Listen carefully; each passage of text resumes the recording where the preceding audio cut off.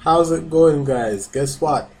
It's time for Hunter x Hunter Manga Chapter 369 review. Guys, this chapter was filled, it was packed, there was a lot of key information here. When I was reading at first, there was some things that I really highlighted, but the moment I started rereading, there were more things that I know that I need to touch on, more things I need to talk about. The first thing that really popped out from the page when I started to reread the chapter was that Kurapika passing out after using Emperor's Time for 3 hours is, it's very reminiscent of when they were in the Yorkno arc. He fought Yuvo, he killed Yuvo. After Kurapika killed Yuvo, this is where things get interesting. Because he had a wild night one night where he had to abduct Crawler of all people. And he bound him with chain jail. And then after that, he had to keep him in chain jail while he offered an exchange for gun and Killua. And then while that was happening, he also used his judgment chain on Pakunoda's heart. And then he also used a judgment chain on Crawler's heart. So he was using Emperor's Time for quite a bit that night.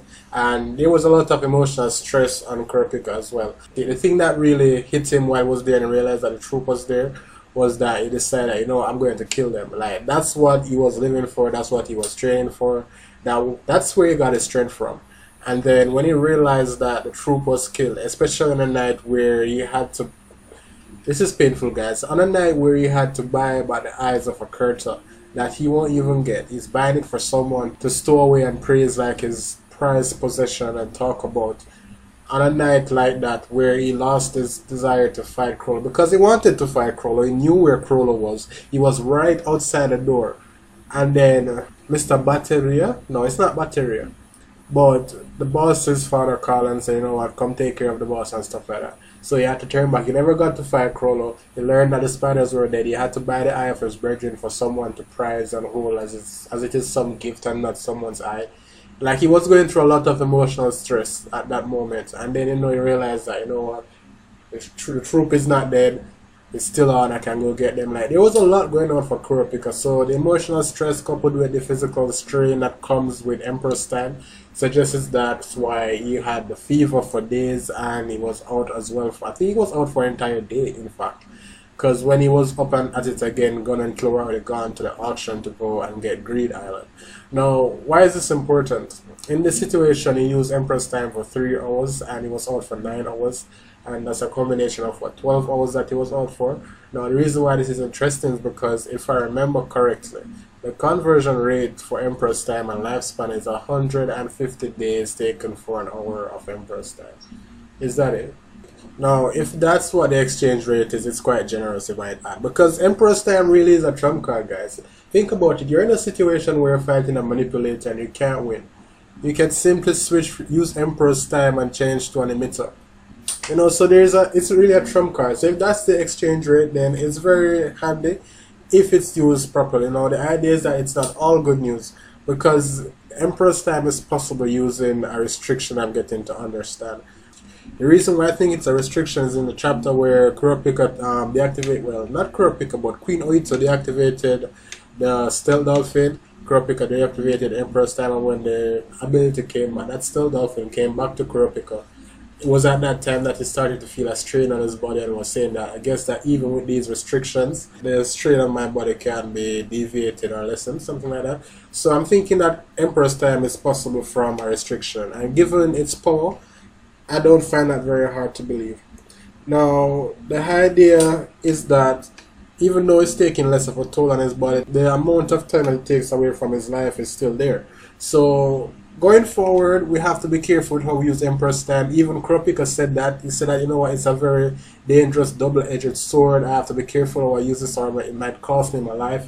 And we can see where it's coming from. Now, it's not looking good for Kurapika in my eyes. Because for me, Kurapika is in a lot of trouble. Because, he doesn't have... Okay, he has allies, but he lacks the information that he needs. He needs to be able to communicate with them. And so far, he hasn't been able to do that. And Crawler is there, and Guys, I am telling you, the next time we see Crawler, my dear friends, it's going to be a bloodbath. You remember what happened the last time just one spider was killed? An entire town was razed, guys. The entire town was razed to the ground. And this time, 1 and 2. That's Kurapika and Shalnak were killed. I don't know who else. I don't know if Machi is dead, guys. I would like to think that she's not dead. But, guys, it's going to be a bloodbath next time we see Crawler. Even if he doesn't fight at that exact moment, he's going to put things into place to really massacre. And he's going all out. The best case scenario is if Isoka is there. So, enough of Crawler, Isoka, and the spiders. Let's get going. This is something that, it resonated with me. You can see it in my live reaction. It was there, I talked about it. I loved when Kurapika was going over the reasons why it's important for them to look at Prince Serendik. And then, you know what, he was really going through the list. He was saying, you know what, the first prince, he has, like, his entire bodyguards are perhaps Nen users. The second prince, she seems like she's okay with what's happening. So it's fair to think that one of her high-ranking officers is a Nen master. And the third prince we're good with him. So the next person we need to look at is the fourth prince.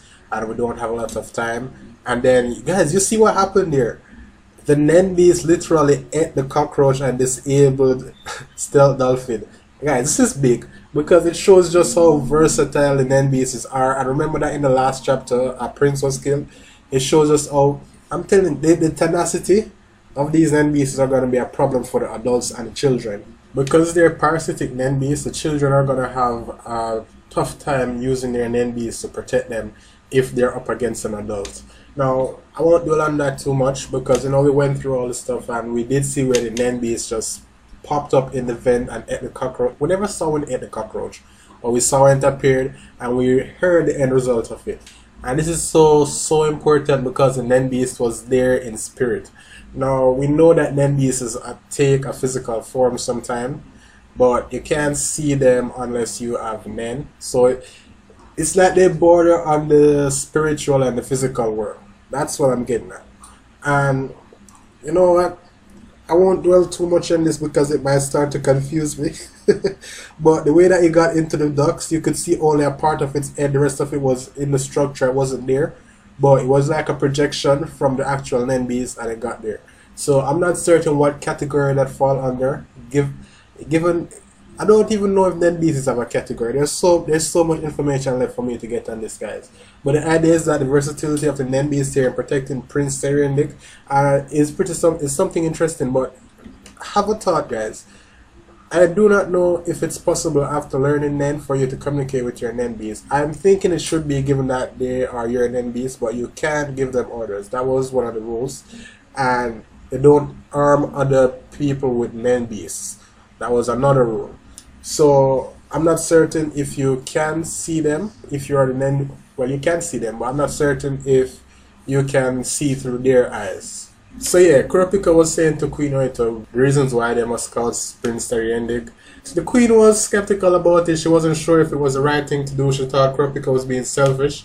But the moment that Prince Wobble stepped forward, well, he never stepped forward literally, but what he did was something really special, because when he just met Queen Oito, he wasn't going to take the job. And when he looked into Wobble's eye, it's like, he said, you know what, I have to do this. Like, the innocent baby was looking into Kurapika's eye, and at that moment, Kurapika was a big underground figure, guys. I don't know if you remember it, but in the underground, Kurapika had a lot of status there, given that, what we saw from him after the manga restarted and stuff like that. So Kurapika was a big shot in the underworld, and we know where his hate is driving him towards, and it's death.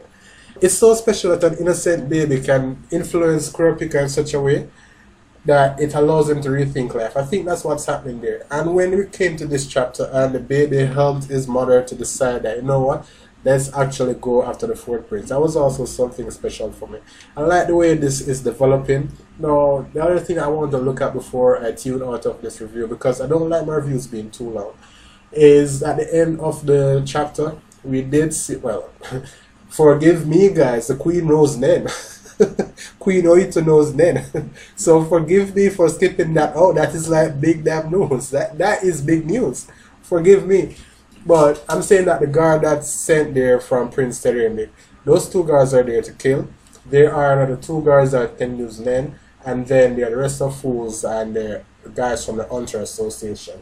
There is one guy in particular that he's going to be a person of interest, guys. And I'm not certain what his ability does, but he's saying that based on what Kurapika says, how he behaves in the slightest gestures that he does and stuff like that, even the way he speaks, he can tell is Nen type. Now, I am not of the opinion that this is not going to go downhill. I think there's going to be a fight somewhere, somehow. Something will happen. It's just a matter of what and when. It's interesting that Prince Tyrannic is sending his guards to go kill people because they want to fight. It's also interesting that this guy is here to kill people as well. So I'm thinking that, alright, the guards from the upper princes, that's like the first and the fifth prince, Bar, Zangale, and Tobepa, they're there to kill.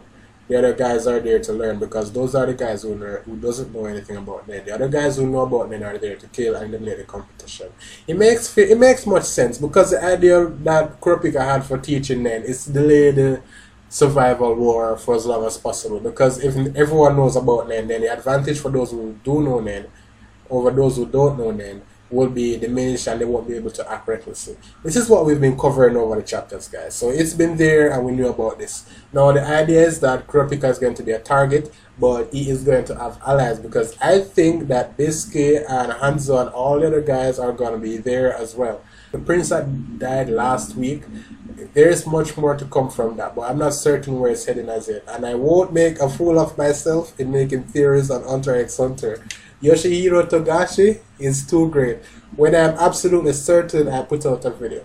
So you know what, guys, it's the review for Hunter x Hunter manga chapter 369. There was a lot in this chapter to look into, and I'm very interested to see what happens this week. I'm not certain which angle we'll be taken from, but if we start out with a chapter that's focused on, you know, what's happening with the meeting with Kurapika and the bodyguards and Nen learning and stuff like that, perhaps skip a few days, get into the future, because it's been like a few hours, 18 hours actually, I think, since the boat departed. So, you know, skip a few days, since it's 2 weeks to learn Nen. So perhaps you start on the first day when he's going over the basics, and you skip 5 or 6 days into the week or so on. Get some time moving because it's been really slow in the world, but it's not slow paced. So you know what? Thank you guys for watching. I appreciate it. You know what? Share your views if there are any, because this chapter was really packed with a lot of information that I'm sure you'll find interesting. It was pretty important. Let's have a discussion and see what's going on. It's going to be interesting going forward. Thank you guys for watching. I appreciate it.